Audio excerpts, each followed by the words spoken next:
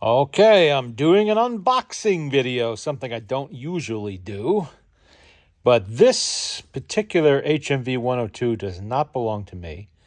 It was shipped to me from the UK on the behest of a customer, and at the behest of a customer. And they would like me to go through it and give it the usual service. So, we're going to take a look at it for the customer's benefit so they know what was sent to them. I opened the box already because I didn't want to show labels and all of that stuff. Personal information, so off we go.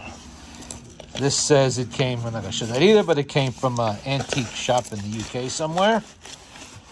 It actually arrived pretty quickly. They told me about this, I think it was a week ago. Let's see, which side has the handle? Okay, no, that side does not have the handle, I don't think. You can't feel it. Let's try this side. Yeah, there we go. There's the handle. Okay. This is going to be a little awkward. Well, I try not to make a huge mess here with all of this packing peanuts and such in there. The potential is there. All right, let me try to get it from this. The latch maybe. Grip. Get under it. Come on. Oh, it's nicely packed. I will give it that much. It's double boxed and it's wrapped in plastic, which we are going to remove here carefully. So it's not. Okay. This is, by the way, a dark blue 102. This is a rare color. The light blue is more common. They didn't make this very long because apparently it looked a little too much from a distance anyway, like the black 102. So I guess it wasn't as popular.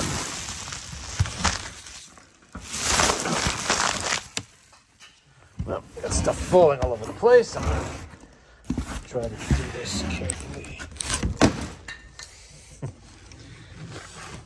I got to put the phone down here for a second while I arrange something on top of this drum so this does not get dirty.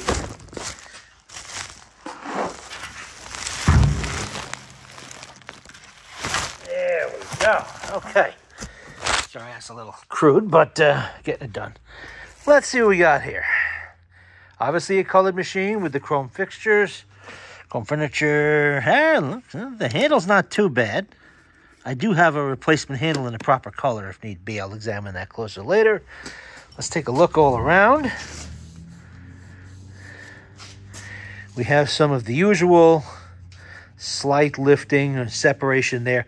For some reason, I don't know why, the colored Rexines always seem to shrink a little on the corners. They always do it. I don't know why. Very rarely have I seen it not. The black never seems to do it, at least not on my machines or ones I've worked on. We're missing one of those, which I do not have. Maybe I can make something up. We'll see. Yeah, it looks pretty good. Let's take a look at the underside. Go back this way.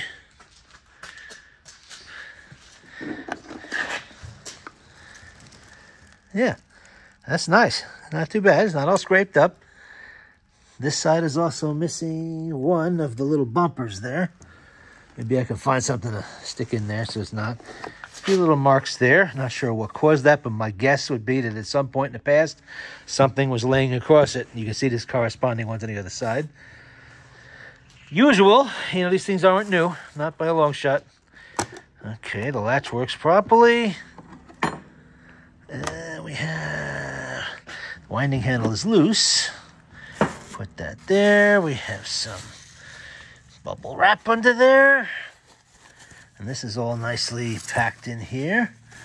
Okay. Let's see. Come on. Pop up out of there. There we go. Okay. This should have a 5B, I believe, I was told. Okay, and I was told, let's see. Of course, it's it's not. Let me put the phone down for a second here. And let's have a look at this. Yep, 5B.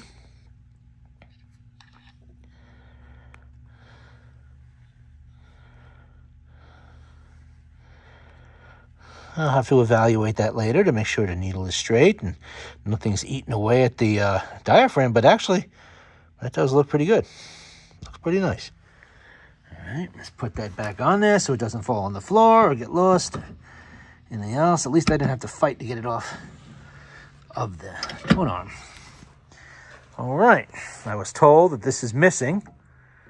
Let's see if I can get that off there. Something on the auto brake. Not sure what.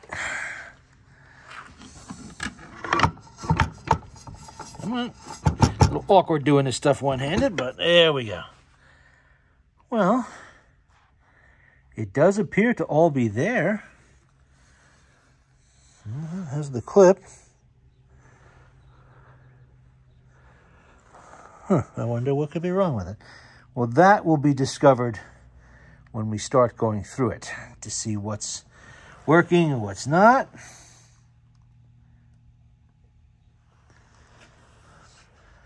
Okay, this did not have the record tray. This is too new for that. I'm going to guess this must be post-1940. So it wouldn't have that. That disappeared with the war. Felt looks pretty good. All right. This is actually a very nice machine. And like I said, it's in a rare color too. And I'm sure it needs all the usual attention. Let's see. Let's see if it cranks up. Smooth. Whoop. See. Let's turn that off.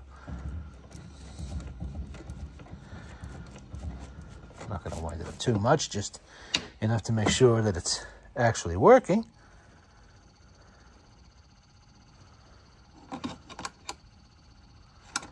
The auto brake is probably stuck because the washers are probably covered with rust, which is pretty common when they sit for a long, long time, or just dirt. Motor sounds quiet. Nothing alarming, no alarming noises. Okay, the panel looks good. The water decal looks good. Tone arm chrome looks good. No signs of mold or corrosion. Right now, I am in the middle of doing a black 102 that suffered from dampness that caused the Rexine to lift on it. Matter of fact, it's the one in the last video I did in a 102. And because of that, I'm doing a lot of gluing and that sort of thing to try to repair it. And when that stuff lifts, when Rexine lifts on one of these machines, it forms like a little bubble. You know, it usually lifts right in the middle, and that bubble stretches. So you have to very carefully put it back and try to account for the stretch. It could be a time-consuming process. This machine does not seem to have that problem. I'm not going to play a record, mostly because right now I don't have a record to play on it, not here at the big shop at the moment. Okay, we have some needles in there. Oh, you hear that? Yeah, that is caused by a very dry spring letting go. They stick in the barrel, and then they suddenly let go when they unwind, and they make that sound. That's thump and bump, we call it in the trade. Thump and bump. And it could happen with any spring-powered phonograph.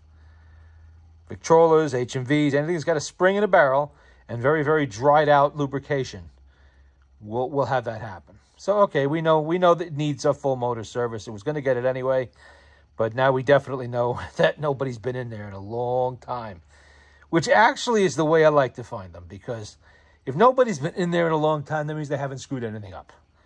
Nothing's going to be missing. All the washers are going to be in place, the little ball bearings, and there'll be no problems to have to deal with about that, at least not from somebody in modern times doing it. But other than that, the motor sounds good. The usual. Considering it sounds that good dry, that's a good sign. There's nothing going on. The governor's in good shape. It probably has a decent friction leather, although that's easily replaced. All right. The paint and the horn still looks good. Yes, all the edges and corners, even though there is slight separation a little bit from shrinkage of the Rexine, it's actually in good shape. It doesn't need any attention there. Really doesn't even need the cleaning of any kind. Most you ever do with something like this is you wipe it down with a damp cloth You know, and some of them, like with the black ones, they're really easy to renew the color with black shoe dye. That's commonly done. It's very easy. A little harder with the colored machines because there's not a convenient match on the dyes. You know, you'd have to do some serious searching and you'd have to color match and try to get it exactly right, which is just about impossible. Black is pretty much universal. Okay. This is a very nice machine as far as I'm seeing. Nothing alarming whatsoever here. And let's see. And I know that the customer got a very good deal on this machine. I don't think the seller was aware that this is, in fact, a somewhat rare color to find. Everything lines up. It closes nice. The lid closes nice. The latch. Okay, we're going to... No, latch. It does engage like it should. And there you go. That's your preliminary unboxing video of an HMV102. What is this? HMV102H, I believe it is. I'll have to look that up. But, yeah.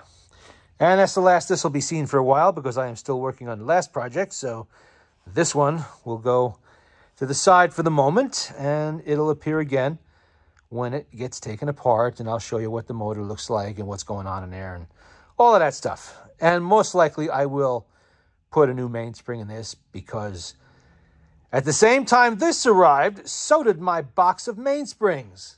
So I do have some HMV mainsprings back in stock, one of which will go into this, and the rest will be for my own machines that have not been done while I've been doing other people's. So there we go. Actually, even here, the chrome's pretty nice. It's a little bit deteriorated because they always seem to get that way on the handle, but they look pretty good. Not bad. That'll clean up a little bit.